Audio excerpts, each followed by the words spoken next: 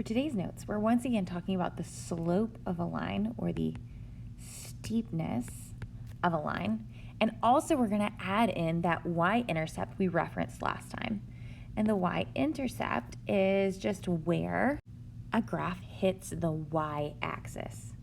So if this is my coordinate plane and I have this graph, well, I have my y-axis and my x-axis, so my y-intercept is that point right there where it's hitting the y-axis.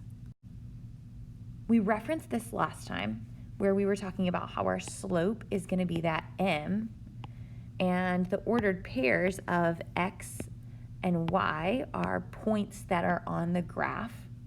But then we also have this, my y-intercept, where the line is crossing the y-axis. So when they tell you that the slope, let's use pen and not highlighter. When they tell you that the slope is 4 and the y-intercept is 2, then you can know that the formula would be 4x plus 2. Or if the slope is -1 and the y-intercept is -3, my formula would be y equals -1x minus 3. All we're doing is substituting in our slope for that m and the y-intercept for the b. So looking at these two graphs, let's start with the y-intercept because it's the easiest thing to find. My y-intercept here, where it intersects the y-axis, is 4. And my y-intercept for my second one is +2.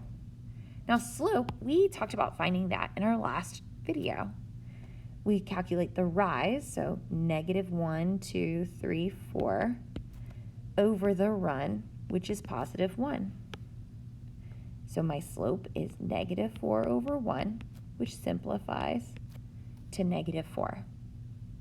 And then for my slope for my second part, for my second graph, is +2 over 1, 2, 3, 4. So a slope of 2 over 4, which simplifies to a slope of 1/2.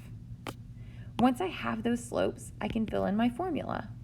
-4x plus 4 and half of x plus 2. Again, I'm plugging my slope in for my m, and I'm plugging my y-intercept in for my b. For our first example, it's helpful to have as much of the coordinate plane written as you can, at least where you're able to pick out where the points are falling on that coordinate plane. So you'll notice that this one goes up to 1, and it goes all the way down to -2, and it goes over all the way to -4. So make sure you're including at least that much of the coordinate plane, so that way you're able to see where we're getting this information so your notes are actually helpful. We can start with the slope or the y-intercept. Since they're asking for slope first, let's start there. My slope, I calculate my rise over run. It rises -1, 2, 3, and it runs 1, 2, 3, 4. So my slope of rise over run, -3/4. For my y-intercept, that's going to be where it intersects the y-axis. That is -2. So for my equation of y equals mx plus b, I substitute in my slope for m, -3/4, and I substitute in my y-intercept for b.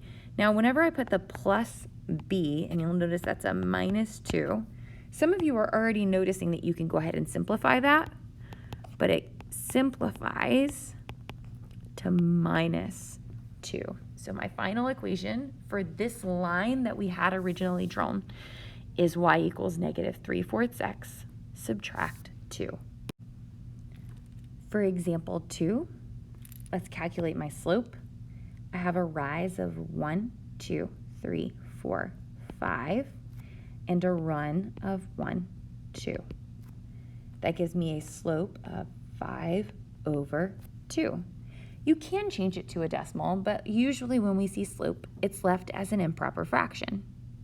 For the y-intercept, where is it intersecting the y-axis? And that's here at -4. So for my equation of y equals mx plus b, my m is 5/2, and my b is -4. Here's one for you to try. Pause the video, try it on your own, and play to check your answer. Ready? We start out with the slope. It rises 2, and it runs 1, 2, 3, 4, 5. So it has a slope of 2/5. For the y-intercept, where is it intersecting the y-axis? And that's at 0.